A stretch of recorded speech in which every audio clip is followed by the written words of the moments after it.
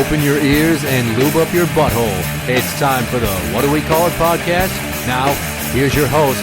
It's J-Man.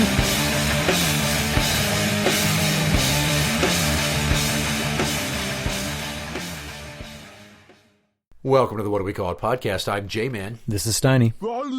Part 4, and I cannot believe that we are still talking about this motherfucker. This shit ran long, but it is fun to revisit these stories, even though at the time this guy stressed me out to the point that I was praying that he would fall into an oven and get stuck and then die on the gas fumes.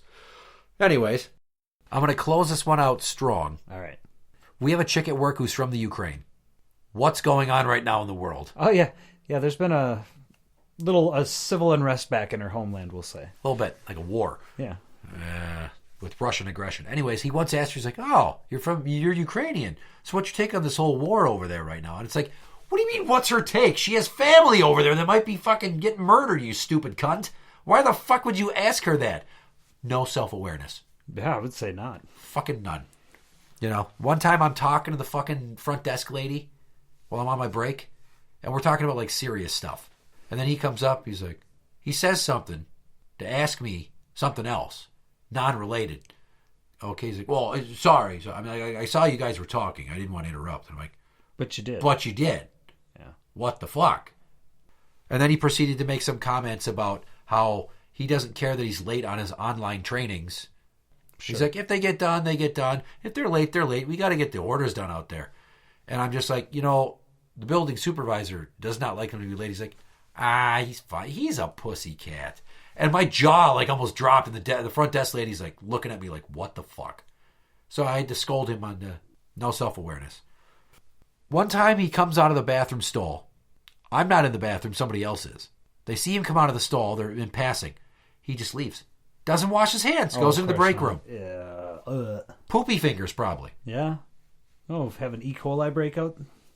So now I said something to my boss. I'm like, you need to talk to him about that. He's like, well, we don't want him to think he's being watched in the bathroom. I'm like, no, you don't understand. You have to say something because if there's a pink eye outbreak, some of us know why. So he's coming out of the bathroom. He's touching community property. He's touching pens, keyboards, mouses, machines, all kinds of, God knows how many poopy germs he's contaminating surfaces with. Right. I don't know if they ever talked to him, but I mean, that also with the ball stink that he leaves behind. He would also put his phone on the floor of the bathroom stall and just sit on the toilet and just fucking watch a video while he's shitting. Now, I like to poop on the clock, but holy fuck. Is it because his glasses is so bad, he can't see it clearly otherwise? That's got to be it, man, because who does that? It's just very unsanitary. Well, that's completely unsanitary, but there's got to be a reason for it. You know what I mean? Fucking, I don't know. You think he's just wired differently? He's just... Yeah, and then those poopy fingers, he picks up the phone, puts it in his pocket, he's got a poopy phone. He goes out, and here's his thing. He'd always be like, hey. He wouldn't put his fist out, the fist bump, an extended arm. He'd do this weird, fucking T-Rex thing. Chicken wing, yeah. Yeah, and it's just you don't want to fucking touch him. But if you don't do it... one time I was like, no. He's like, come on, man. I'm like, no. You walked up while I was coughing into my hand. I'm sick. He's like, well, I wasn't sick too. And I'm like, are you this hard up for human contact that you want a hand I just coughed in to bump knuckles with your hand that's full of poopy germs? It's more about the gesture. Yeah. What the fuck, dude? Mm-hmm.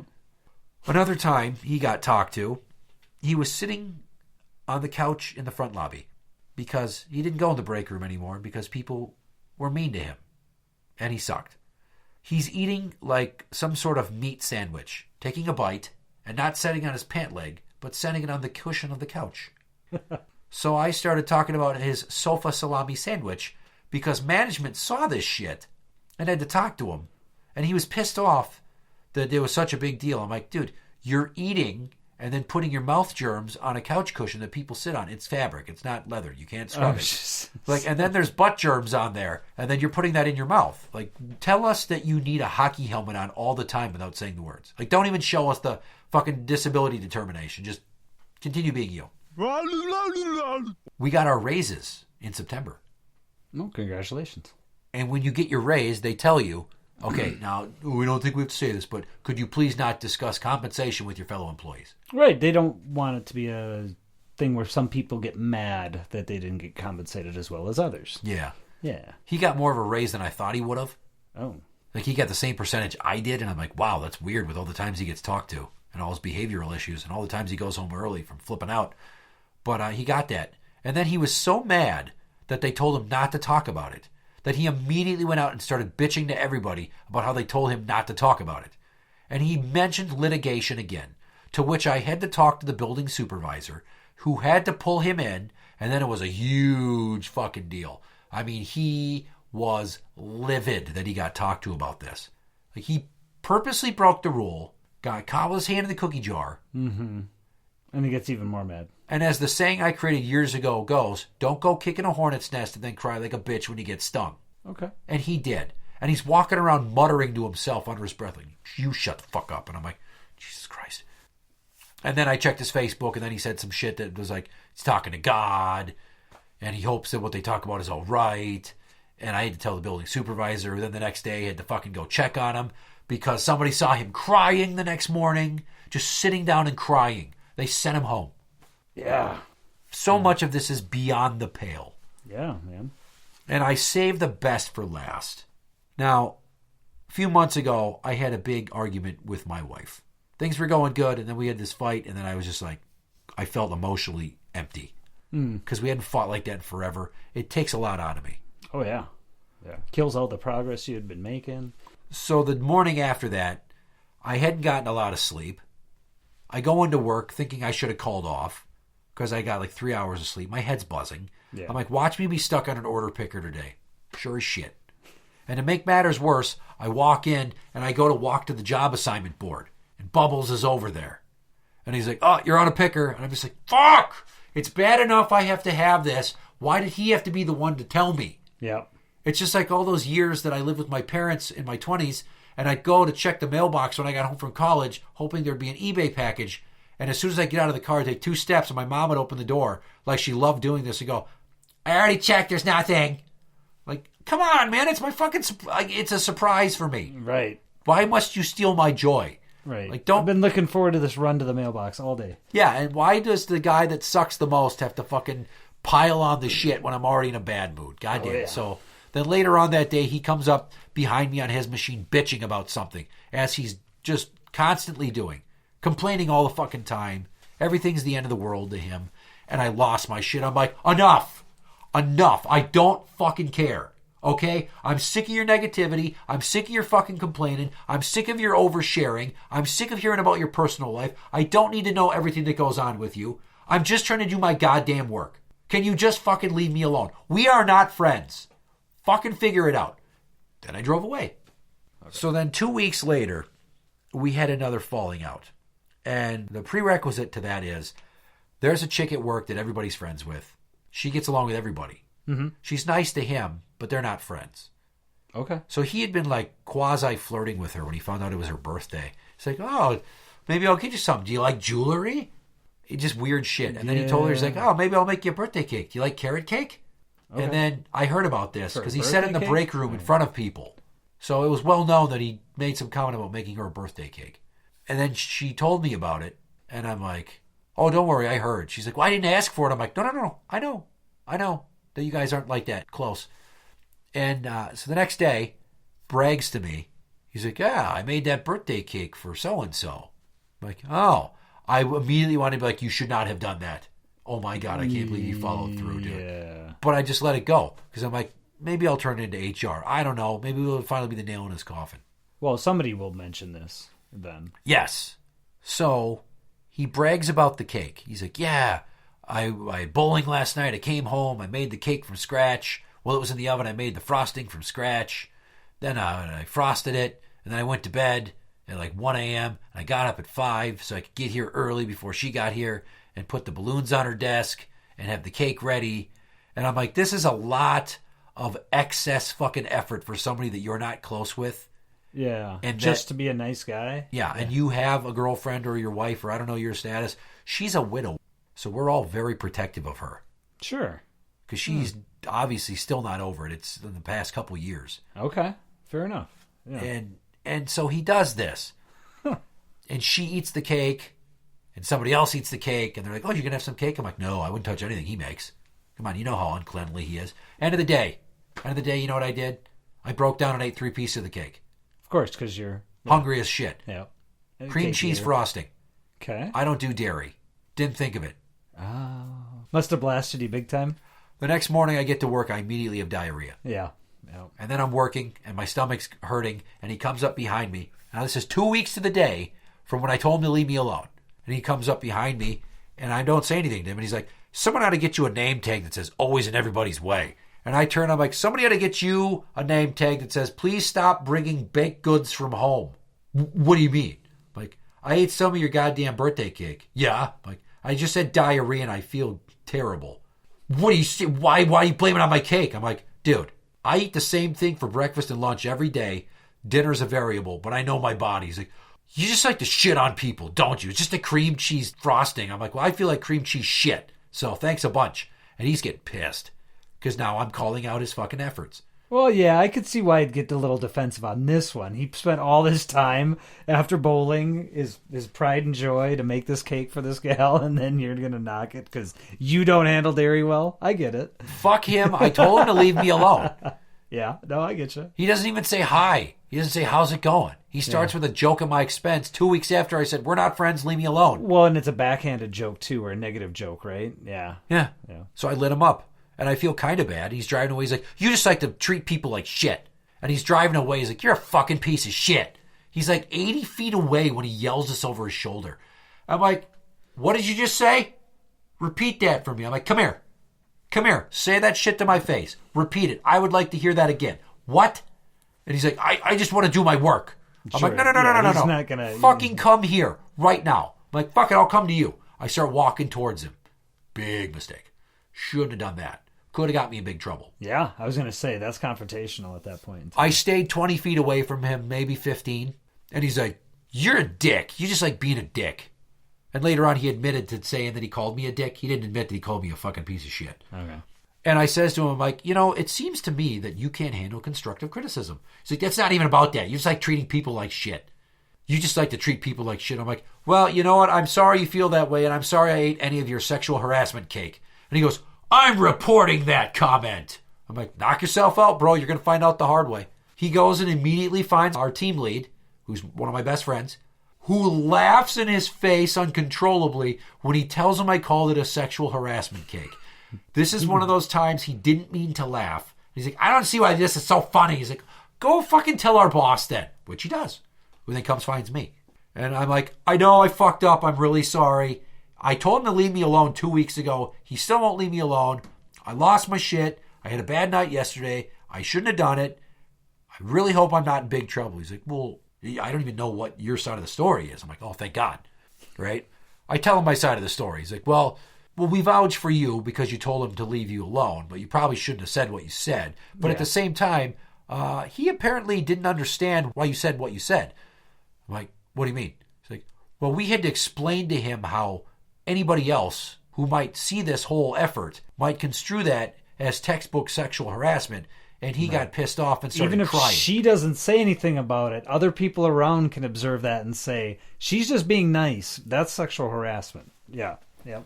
So then they say to me, well, I guess he's going to call the HR hotline. I'm like, oh, fucking great. Like, well, you get to tell your side of the story. And from what you told me, I mean, you had a reaction, but you didn't do anything wrong. He's like, I'll vouch for you. Other than walk towards him. He's like, if anything, you are constantly there for this guy, and we know you don't like him. And he comes to you for, like, advice and shit, and you're always helping him, even though you don't like him. I'm like, this is true. I have given him a lot. And I don't tell you guys everything he does and says wrong, honestly. I tell you 1/5, and they're like, what do you mean? I'm like, oh, my God. I had to tell him a bunch of shit that he said and did. If I told you every inappropriate joke or thing he said in any given day, you wouldn't have any time to do any work. Yeah. Yeah. And so I'm like, well, here's the deal. Is he still here? He's like, I'll go find him. They're like, yeah, he's still here. I'm like, okay. Ask him to come here and talk to me. I will apologize for upsetting him. I will eat that plate of shit because I know that he's just going to want to leave again. And we're busy, and I don't want to be the reason that he goes home. And frankly, he should be able to let this roll off his back like an adult and realize he did something wrong and not let it ruin his day and not punish all of us by leaving and making more work for everyone else. Sure, yeah. Now you're man down. And so they go and tell him, and he refuses. They're like, I'm just going to tell you this right now. That's a really bold and admirable move that you were willing to just apologize. I'm like, I can fucking let it all be water under the bridge because we need to see each other tomorrow and the next day and the next day. And I know that I'm a part of a team and we got to work together. That's called being an adult. I literally said the exact same fucking No thing. kidding. Awesome. I'm like, I'm emotionally mature enough to know that because I'm an adult. They're like, well, you know how he is, but I guess he kind of was crying and he left. I'm like, Jesus. And other people saw him cry. So then people are like, why is he crying? And then it got out that I said something to him like, why you make him cry? Why you make him go home? This is our Bosnian coworker lady. Okay. What do you say to him? And I didn't want to tell people because I didn't want to get in more trouble. Like I was proud of it because I felt shitty. Okay, yeah. I should have just called the HR line and reported the sexual harassment instead of blowing my stack and roping myself into this. Yeah, but you were having a shit night and a shit day. So. That's not an excuse. I know. But it's an explanation. But it allows you to have growth for the next time. Oh, yeah, I guess. I was lucky there was a next time because I was afraid they're going to fucking shit can me. Well, that's what I mean. Your butthole probably puckered up so much there that the next time there won't be a next time. This was a Friday. I had all fucking weekend to pucker. And then the HR people never called to get my side of the story for an entire week. And I had to ask my boss, I'm like, am I getting fired today? Because I know you like to fire people on Fridays to like avoid conflict. And nobody said shit about that. He's like, oh my God, I'm so sorry. I didn't know that. He's like, no, you're not in trouble. Nothing. Like we discussed it with the higher ups and shit. And the regional HR lady. And she's like, no, I understand it. And he wanted to apologize. It sounds like these guys have some history. It's just a thing. Nobody did anything illegal or that's worth writing up, technically. Right. So we'll just, whatever. Well, and what some people don't understand is when you make it a thing, you make it that much bigger, right? Like there are, it all has to be graded at a certain level, but sometimes you create more of a situation by addressing every little thing, right? And not letting things go. Yeah, so that was that. And then, people are like, so I hear you made Bubbles cry. And I'm like, oh, fuck. And then somebody's like, hey, I know that he left and there's more work for us, but you made him cry and I'm proud of you. He's like, I've been wanting to make that motherfucker break for a long time. And then the next 2 days, people are still bringing it up. Like the following week, this is after a weekend. Oh, the legend would grow, man. Because the people were talking about what it got out, what I said to him. And the people were talking about the cake on a different crew. And that supervisor had to be like, don't talk about the cake. It's going to cause trouble. Like, it became a huge fucking thing. Huge fucking thing. It's amazing the little microcosm of drama. You know what I mean? Like, cosmos of drama there. All within this work environment, you have all this stuff going on. And it's not just your work environment. Other places are like this too, where there's just all this stuff that happens. There's like one person. Yeah. And this guy's the worst person I've ever worked with. That's fucking saying something. Yeah. I've been working for 26 years. In 26 years, I've never met somebody that is an amalgamation of so many fucked up different things. And you just grind your gears. And yeah, so all this shit that I've told you through these episodes now, it ends like this. He, at the end of a very long day, he's going to his locker. He walks by Harry. He's like, oh yeah, I was off yesterday. And I went on a job interview. I'm like, oh my God, yes. Mm-hmm. And I'm like, I hope he gets it. So that is in the span of the next 2 minutes. It all happens very rapidly. I go to my locker and change. Me and Harry walk out. Bubbles is talking to the front desk gal and the trainer. He must have been telling him about this fucking interview. So I walk up and then he leaves. The timing is just weird. And then I sit down to check my timesheet and Harry walks out with him. And he tells Harry, he's like, yeah, by the way, I got that job. I didn't just interview. They called me. I got the job. I start Monday. So Harry texts me. I'm like, are you fucking serious? Right? This is awesome. This was the last time I would work with him?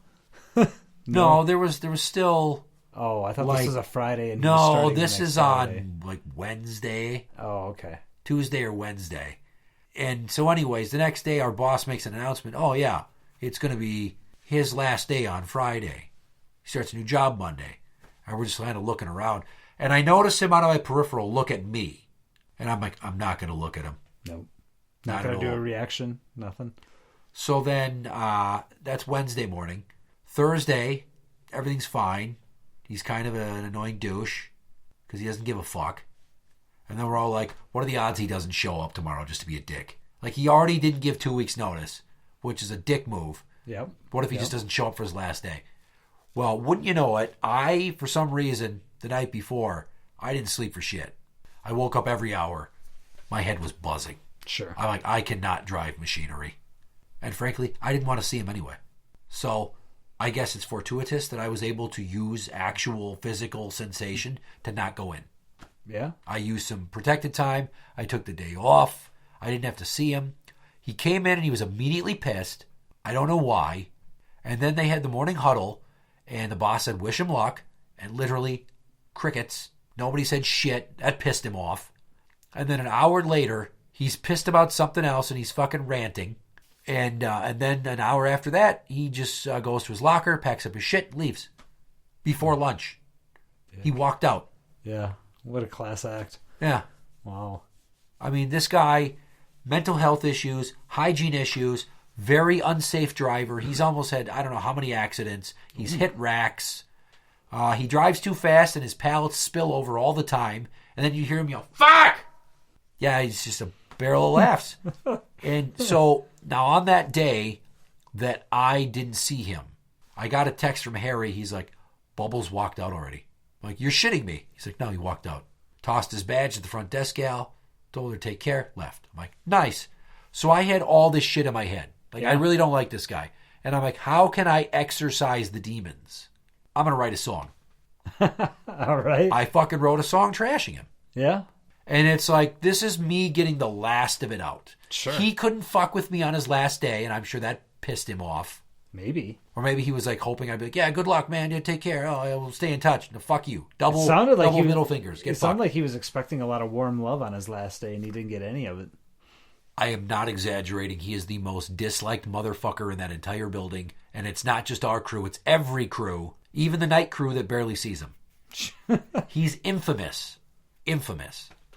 What are you guys going to do without him now? I don't know. I'm sure like a whole page of notes plus everything I said in a combined like fucking 72 minutes of episodes. Yeah. And I still didn't probably nail it all. I'm sure I forgot things. Oh, yeah. But I wrote a song. It's on the at Blumpkin Music YouTube channel. The song is called Bye Bye Bubbles. It's a diss track. I'm not remembering him fondly. But it's just so nice to have him out of my hair. Fucking A. He's somebody else's problem now. And I hope that they immediately regretted fucking hiring him because he did or said something. It's been almost 2 weeks now. They have to fucking know they got the short end of the stick. Oh, by now you know what you got, yeah. Yeah. Yeah. Yeah. So that was Bubbles, and I hope I never have to see him again. Interact with the show on Twitter at What Do We Call It. That is at What Do We Call It. You can find us on Facebook at facebook.com/group/What Do We Call It podcast show. For the What Do We Call It podcast, I'm J-Man. This is Steiny. And that's the end.